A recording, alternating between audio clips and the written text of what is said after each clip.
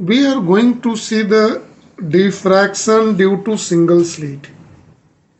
In this diffraction due to single slit, we will see Fraunhofer diffraction. The topic can be called as Fraunhofer's diffraction through the single slit. In this we will see the detailed theory, how the diffraction pattern is obtained and intensity distribution curve. So to see this, let us see everything with patience. The whole process. Here in it, see this diagram. First of all, here is a monochromatic source of light. Yes, in that see carefully.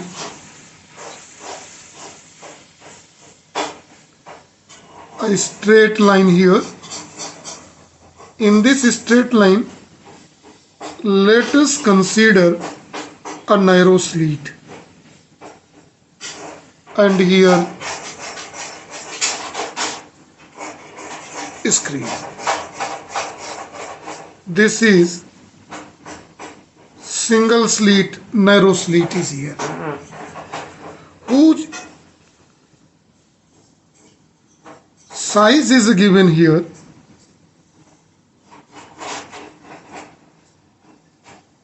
Small size of the narrow slit, and it is called screen.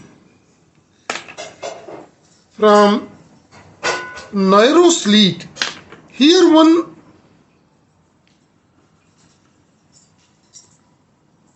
convex lens is kept,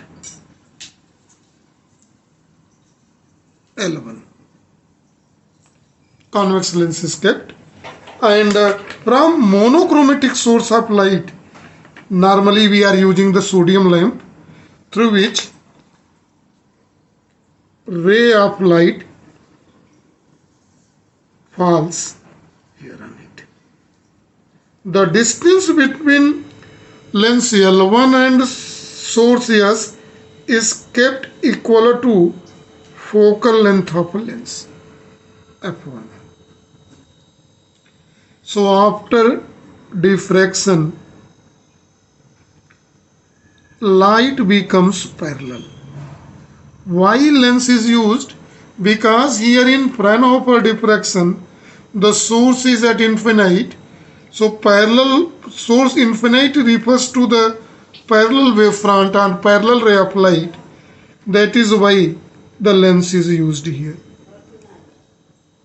Now, this ray of light, some ray of light passing through the narrow slit straight.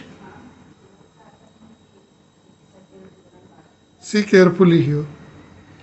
Here in the path of this, one more convex lens is introduced. This is L2, right? And this light rays also diffracted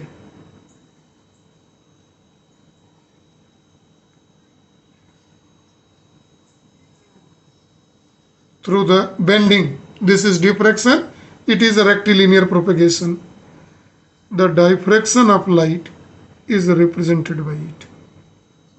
Double arrow. When this fall, distance between the lens and screen is kept equal to the focal length of lens L2. So what happened? The rays falling on this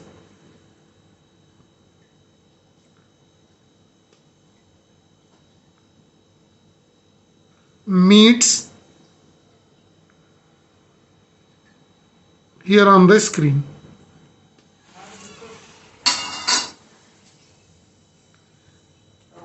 Let this point is O, this is point P. Here diffraction fringes are formed here on the screen, which is analyzed through telescope. Here, let A and B denotes the size E of the ring. Let this is a point N and AN is diffracted wave front.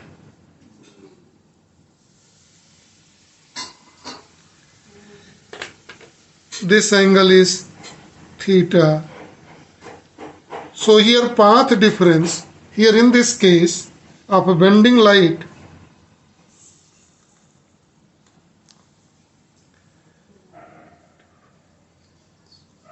is Bn. Right? Now see very carefully. When P approaches O, N approaches B, or is opposite. When B moves, N moves away from the B, P moves away from the O. So angle here both are the same. In that condition, both is angle theta. Now see carefully here. This path difference is Bn and this is E. So by taking here in this triangle, path difference becomes Bn is equal to E sin theta. And it is represented by equation number 1. What is done here, see carefully in it. Since it is a diffraction of light, so here principle of superpositions takes place. In interference pattern, two virtual sources are required, but here is a single slit. Then how the fringes are formed? So to explain it, the single slit is divided in n equal parts. Slit is divided in n parts. N parts. So see carefully here. Single slit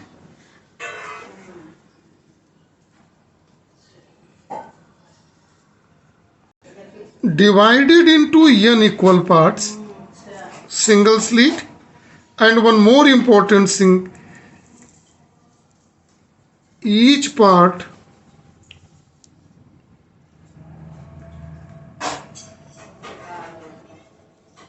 behaves as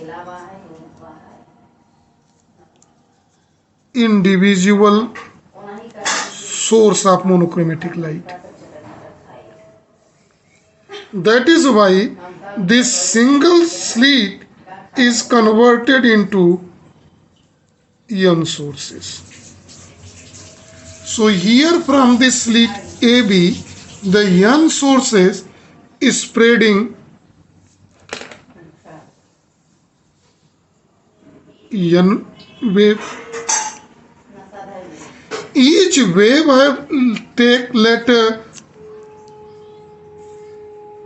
amplitude small a. Then we will see the resultant amplitude through the n slit. Then resultant amplitude due to n slit, resultant amplitude due to n slit, it is represented by R, is equal to A sin alpha by alpha, represented by equation number 2. Here is one twist in this. What is A? A is equal to NA, where small a is the amplitude of one wave, individual wave, because single slit is divided into n part, and small n is the number of slit, and alpha, it is pi by lambda into E sin theta. These two. Now focus here on the diagram. The maximum light passes straight and falling over the L2 convex lens focused at point O. So bright fringe is formed at O, where C angle theta is 0, and this position is called here central maximum.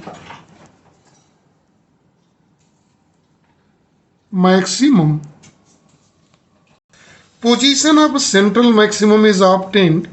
See in the diagram, I explained when theta is equal to 0, it is at O. Theta is equal to 0 and intensity of central maximum is equal to R square. It is A square sin square alpha by alpha square. See in the diagram. Focus here on the diagram. After making a central maximum here, the dark fringes were formed, dark and bright.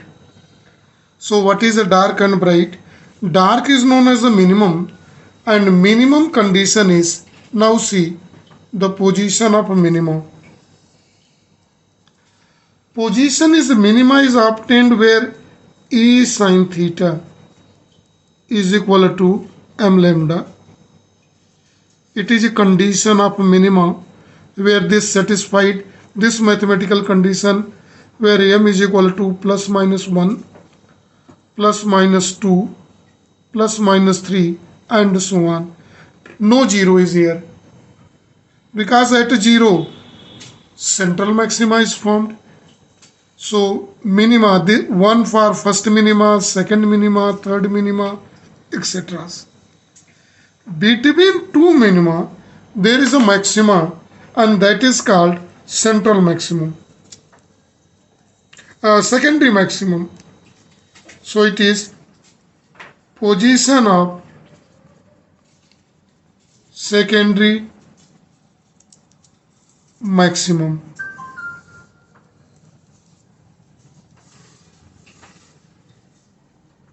The secondary maximum is obtained when this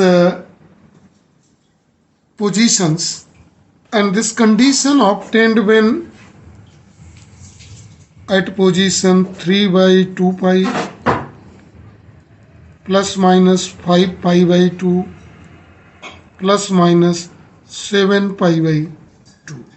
These are the positions. And see here again once in the diagram, central maximum, then first minima, then first secondary maxima, then second minima, then second secondary maxima. Likewise in either side it is formed. When we compare the intensity of central maxima, first secondary maxima to second secondary maxima, third secondary maxima and so on, it obtained one ratio 4 by 9 pi square, ratio 4 by 25 pi square, ratio and so on, and it comes 1.1 ratio 0.045 ratio 0.008 and so on. When we see that first secondary maxima, when we compare between these two digit 1 and it is, so first secondary maxima is only about 4.5% of central maximum. And that can be clearly seen here in the diagram. Now see the intensity distribution curve at the center, the maximum intensity. The red line at pi, 2 pi, 3 pi, 4 pi, the position of minimum. minimum intensity, minima is there.